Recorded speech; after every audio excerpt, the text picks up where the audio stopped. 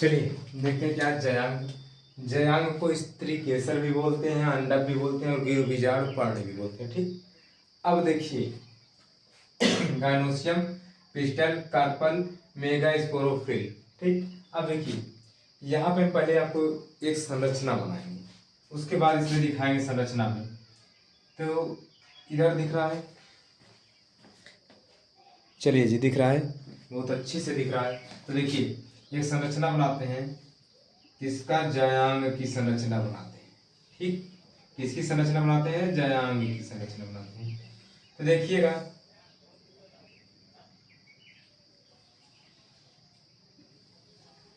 ये किसकी संरचना है, तो जयांग की संरचना है। ठीक, अब देखिए जयांग की संरचना सहित वर्णन करना होता है। देखिए क्या है, जयांग की संरचना है। तो जयांग की संरचना में कहाँ पर क्या होता है, तो सबसे ऊपर इसे स्टिग्मा बोलते हैं। स्टिग्मा को हिंदी में बोलते हैं वर्तिकाग्र। उसके यहाँ पर नीचे वाले भाग को, यहाँ तक के भाग को स्टाइल बोलते हैं। स्टाइल को हिंदी में बोलते हैं वर्तिका। सबसे नीचे वाले भाग पर जहां पर ये संरचना थोड़ी सी फूली होती है उसे बोलते हैं अंडाशय। इसे इंग्लिश में बोलते हैं, क्या बोलते हैं, ओवरी। अंडाशय के अंदर यानी कि ओवरी के अंदर इस संरचना को बोलते हैं बीजांड यानी कि ओव्यूल। ठीक, इतनी संरचना क्लियर दिख रही है। चलिए इतनी क्लियर दिख रही है, हम बात करते हैं किसकी, वर्तिकाग्र की। भाई किसका क्या काम है, स्टिग्मा वर्तिकाग्र का क्या काम है।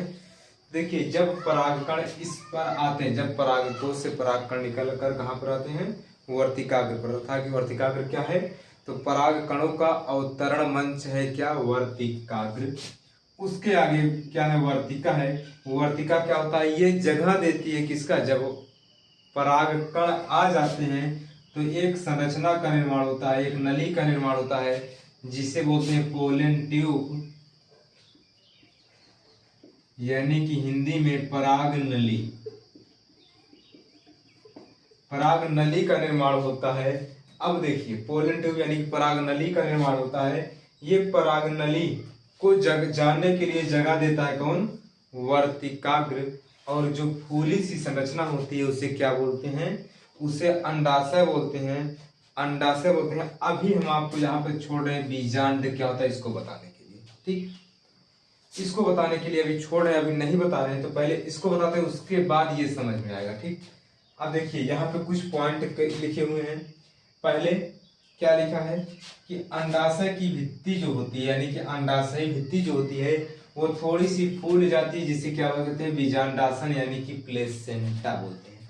क्या बोलते हैं, बीजांडासन। ये शब्द याद रखिएगा, क्या, जो अंडाशय की भित्ति होती है वो थोड़ी सी फूल जाती है, जिसे क्या बोलते हैं, बीजांडासन। यानी कि ये अंडाशय है, इसकी भित्ति जो है थोड़ी फूल गई है, इसे क्या बोलेंगे, बीजांडासन कहेंगे। बीजांडासन पर बीजांड टिका होता है, समझ रहे।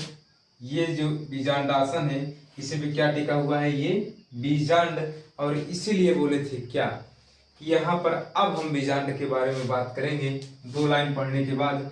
जो बीजांडासन होता है इसे प्लेसेंटा भी कहते हैं। ठीक, तो प्लेसेंटा को अपरा भी कहते हैं। तो अपरा से उत्पन्न होने वाले जो अर्ध क्या होता है, जो दीर्घ बीजाणुधानी होती है, यानी किससे, इस अपरा से जो उत्पन्न होगी क्या, दीर्घ बीजाणुधानी, उसे क्या बोलेंगे, बीजांड कहेंगे। तो आप इस चारों के काम, इस सभी के काम को जान लिए हैं। तो यहाँ पर तीसरी लाइन देखते हैं क्या लिखा है, बीजांडासन संवहन ऊतक का बना होता है। किसका बना होता है, संवहन ऊतक का। ठीक, अब देखिए संवहन ऊतक में क्या होता है, तो संवहन ऊतक में 2 चीजें होते हैं, जाइलम और फ्लोएम। देखिएगा जाइलम को हिंदी में कहते हैं दारू और फ्लोएम को हिंदी में कहते हैं पोषवाह। ठीक, देखिएगा सॉरी, बीजांडासन पे क्या टिका होता है, बीजांडासन पे बीजांड टिका होता है, टिका रहता है। ठीक, बीजांडासन पे क्या टिका रहता है, बीजांड टिका रहता है। और बीजांडासन संवहन ऊतक का बना होता है। संवहन ऊतक में जाइलम और फ्लोएम होते हैं। क्या होता है? जाइलम और फ्लोएम होता है। जाइलम का कार्य क्या होता है? जो संवहन ऊतक होता है उसमें जो जाइलम पाए जाते हैं और फ्लोएम पाए जाते हैं। जाइलम का क्या होता है कि जड़ से लेकर पत्ती तक क्या करना? जल को पहुंचाना।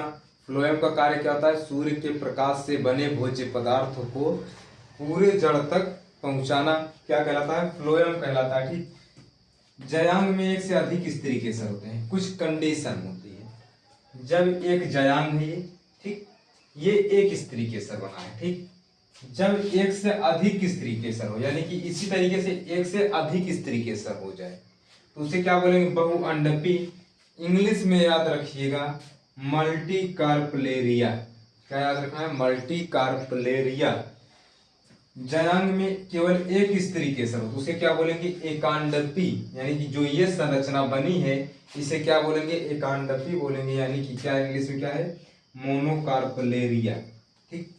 जब दो स्त्री केसर आपस में मिलते हैं, यानी कि जब इसी तरीके से दोनों स्त्री केसर एक इसी से सटा हुआ और ऐसे एक सटा हुआ और इसी से जाके ऐसे मिलेगा तो इसे क्या बोलेंगे? ये दोनों सटे हुए हैं, जब सटे रहेंगे तो उसे क्या बोलेंगे? युक्तांडपी। युक्त मतलब होता है क्या? मिलना, यानी कि युक्तांडपी।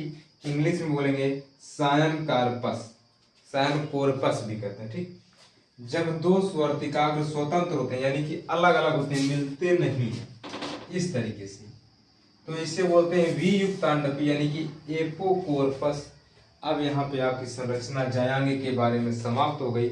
आगे हम पढ़ेंगे गुरु बीजाणुधानी और बीजांडकाय। तो याद रखिएगा इनको इंग्लिश में बताया गया है क्योंकि इंग्लिश में इसको पढ़ना बहुत जरूरी होता है। इंग्लिश में ही इसका ऑप्शन देके पूछता है।